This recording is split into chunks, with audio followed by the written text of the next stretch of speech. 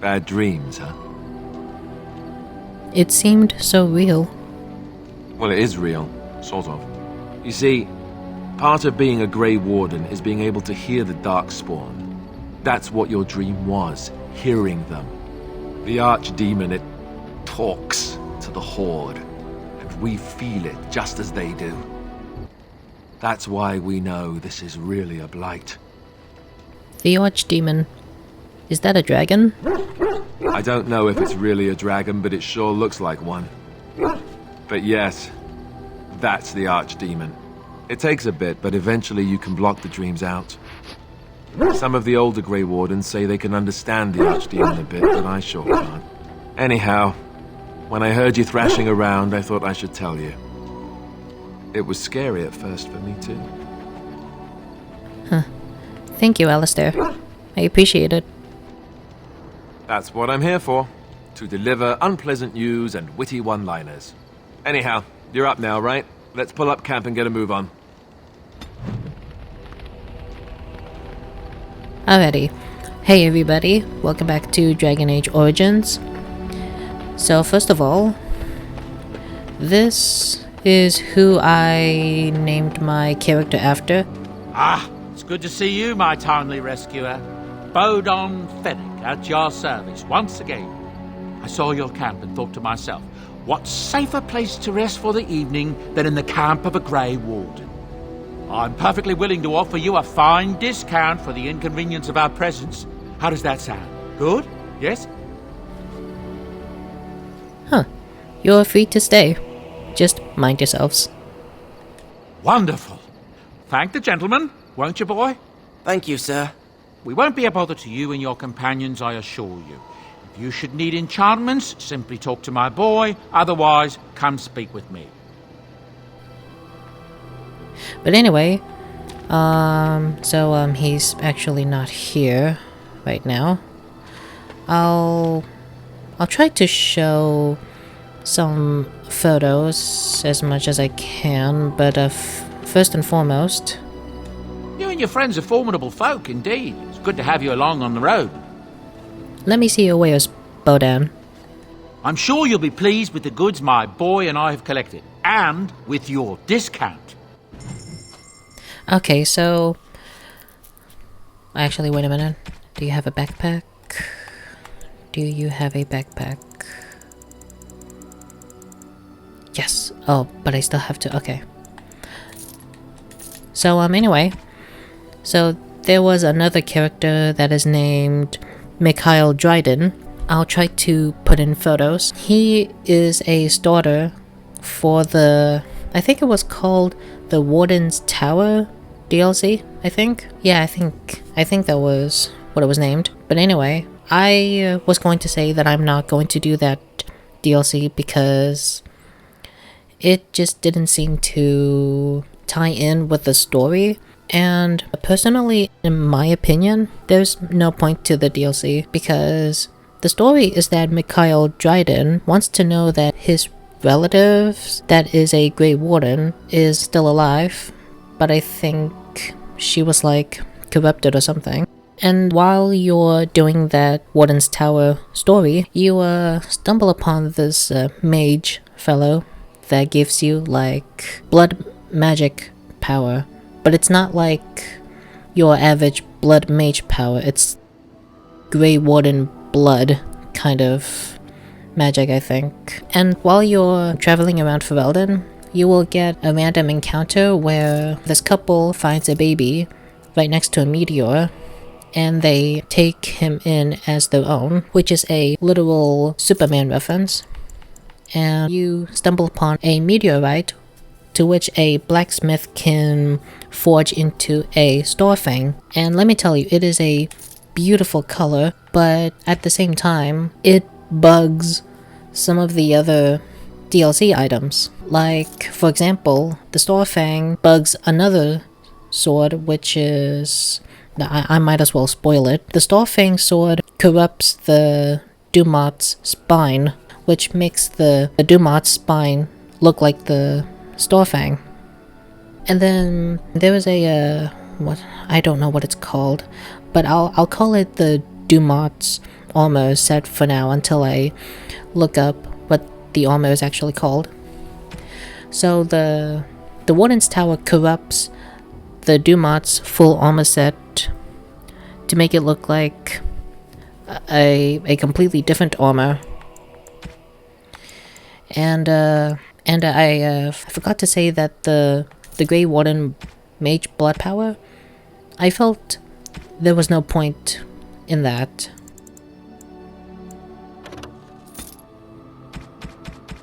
But yeah, I'm not gonna do the Warden's Tower DLC because in my opinion it just felt really pointless, and I am 20 silvers behind.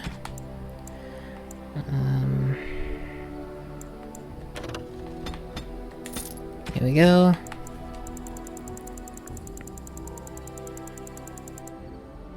Now, I'm going to try my best to purchase as many sugar cakes and thoughtful gifts as I can. Just so that I'll quickly show you guys. Just so that I can increase the approval of all other companions. Except for Vim, because he's very loyal and he's good boy. Oh, hold on. And I'm gonna invest on the Blood Dragon plate. No, yeah, the Blood Dragon plate set. But for now, I just bought myself another backpack. So just 2 more. And that will be my 1 goal finished.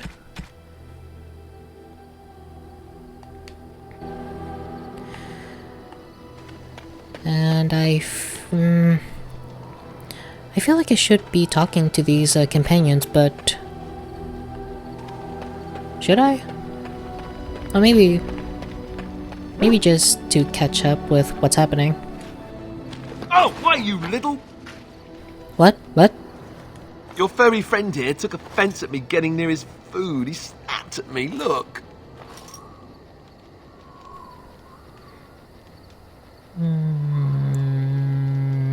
It was just a warning. He could have taken a hand off. Don't you think I don't know it? Sometimes I forget that he's a war dog. That'll teach me.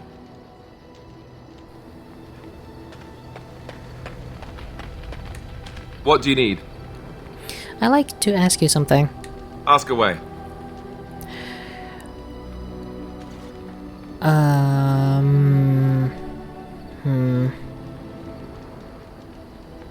Alright. So you said this old Eamon raised you? Oh, did I say that? I meant that dogs raised me. Giant slobbering dogs from the Anderfels. A whole pack of them, in fact. That's not what I remember you telling Flemeth. Well, if you're going to go and pay attention to the facts, then fine. Let's see, how do I explain this? I'm a bastard. And before you make any smart comments, I mean the fatherless kind. My mother was a serving girl in Redcliffe Castle who died when I was very young. Our Lehman wasn't my father, but he took me in anyhow and put a roof over my head. He was good to me, and he didn't have to be. I respect the man, and I don't blame him anymore for sending me off to the Chantry once I was old enough. He wasn't your father, so you know who is? I know who I was told was my father. He died even before my mother did, anyhow. It isn't important. Our Lehman eventually married a young woman from Orlais, which caused all sorts of problems between him and the king because it was so soon after the war. But he loved her. Anyhow, then you, Arlessa, resented the rumors which pegged me as his bastard. They weren't true, but of course they existed. The Arl didn't care, but she did. So off I was packed to the nearest monastery at age 10, just as well. The Arlessa made sure the castle wasn't a home to me by that point. She despised me.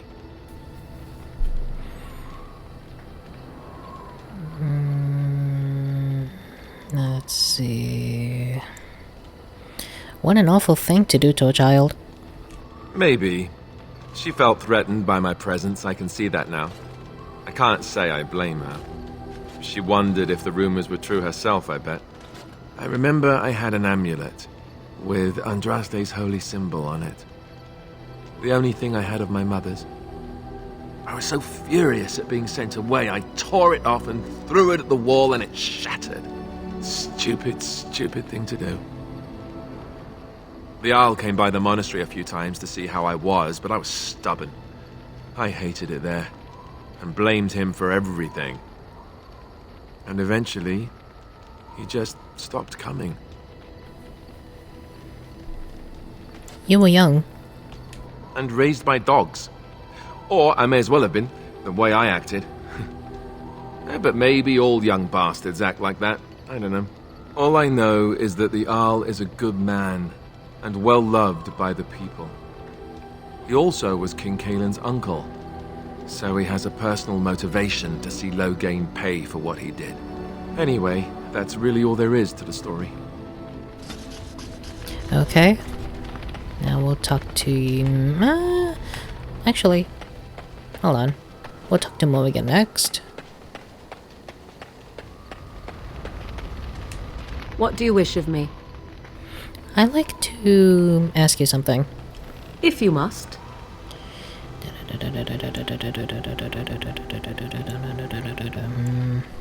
Did you...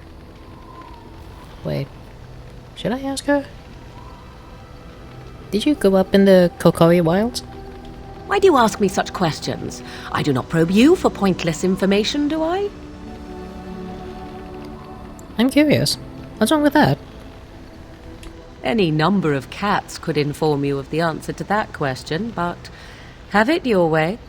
What is it you asked if I grew up in the wilds? A curious question. Where else would you picture me?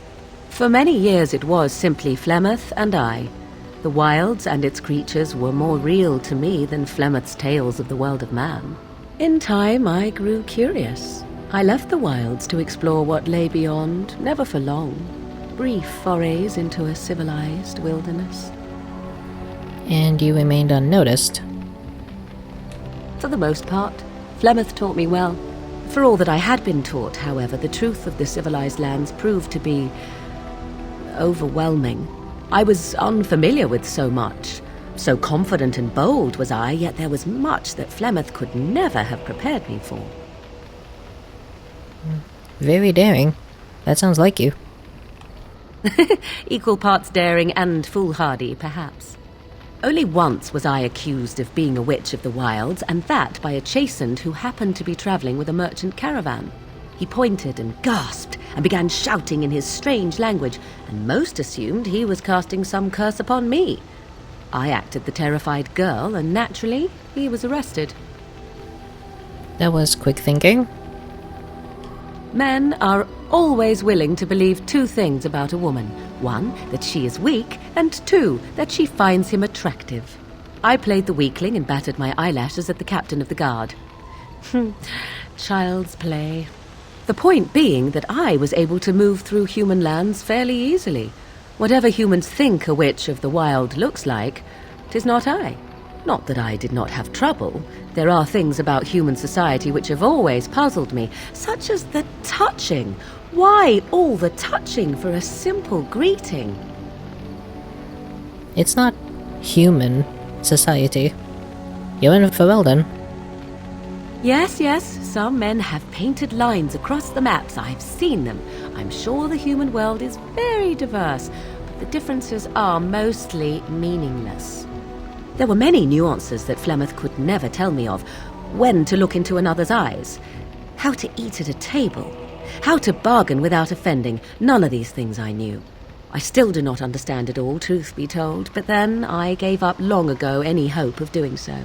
When I returned to the wilds last, I swore to Flemeth that I had no intention of leaving again.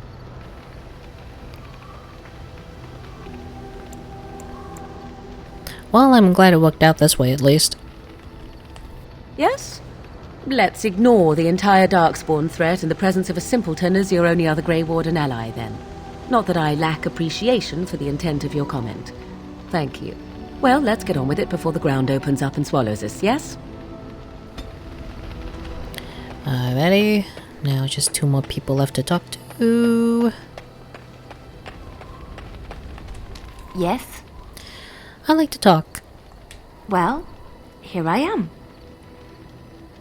So... This vision of yours... I knew this would come up sooner or later. I don't know how to explain, but I had a dream. In it, there was an impenetrable darkness. It was so dense, so real. And there was a noise, a terrible, ungodly noise. I stood on a peak and watched as the darkness consumed everything. And when the storm swallowed the last of the sun's light, I fell, and the darkness drew me in.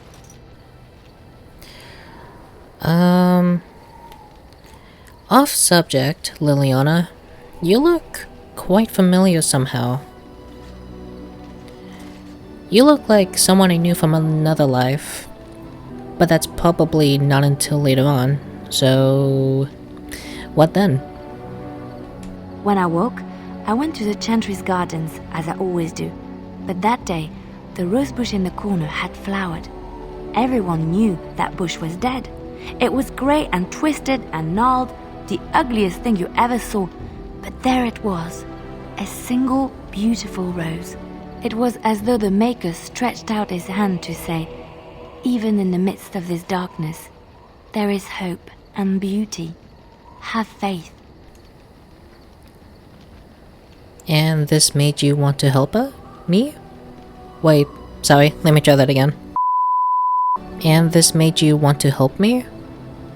In my dream, I fell, or maybe I jumped. I'd do anything to stop the blight. I know that we can do it. There are so many good things in the Maker's world. How can I sit by while the blight devours everything? I suppose I couldn't sit by either. That is why you're a Grey Warden. Come, there's a blight to stop. Ready? Now one more person to talk to. Why are we stopping? I think we should talk for a moment. Wait. This sounds more sincere. Even though he hates sincere stuff. We're working together. No, I'll pick that one. Sorry. I think we should talk for a moment. There are darkspawn to be fought. Is this delay needful? I need to know if I can trust you at my back. I am Kunari. I have given my word to aid you. We are not people of idle promises. I've never seen a Kunari before. Tell me about your people. No. Never mind. Let's keep moving. As you wish. Well, that did not go as I expected. But yeah, I don't know how often I'll be doing a filler episode like this, but if I do, I sincerely hope that I would make it quick. So, yeah. Oh, one other thing. Gonna level up all of us. So, I already did some stuff that unlocks specializations. So, I'm just gonna say it right now. I'm going to be the spirit healer. And the reason why is because of this spell in particular. The caster revives fallen party members in an area, raising them from unconsciousness and restoring some health. So this is what I'm gonna invest on, but for now, I'm gonna balance between fire, this one, but mostly that one as well. Who else needs to level up? Nope, that's everybody.